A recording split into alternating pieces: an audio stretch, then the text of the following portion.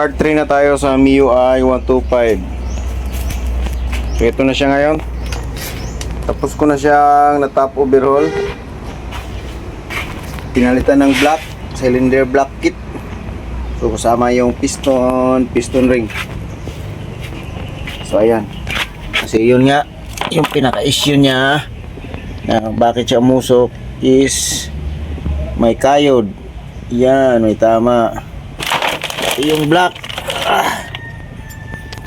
laki ng tama ng block. Ngayon, yan o. Yun o. Ayun. Ayan. Ayan, laki ng tama. So yan, ito na siya ngayon. Scan natin kasi yung EPS din niya is hindi ma-set ng maayos. Sa yung injection duration niya is 2.5 na. Tapos yung fuel trim niya bumaba na. So kanina mataas yun, 20%. So ngayon at least bumaba. So sa ganito na lang adjustment pwede na to.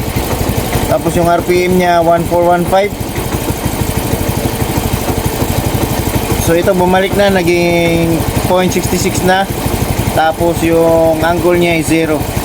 So dito talaga ako nagkaka-problema. Itong TPS voltage pabago-bago. Kanina naging 0.68, tapos naging 0.7, 0.72. So ngayon naging 0.66 naman siya. Wala akong ginalaw dyan. Nag-adjust lang ako sa idle screw para sa air mixture. So ayan, bumaba na yung fuel trim. So dyan na lang siguro, kasi kanina mas mataas.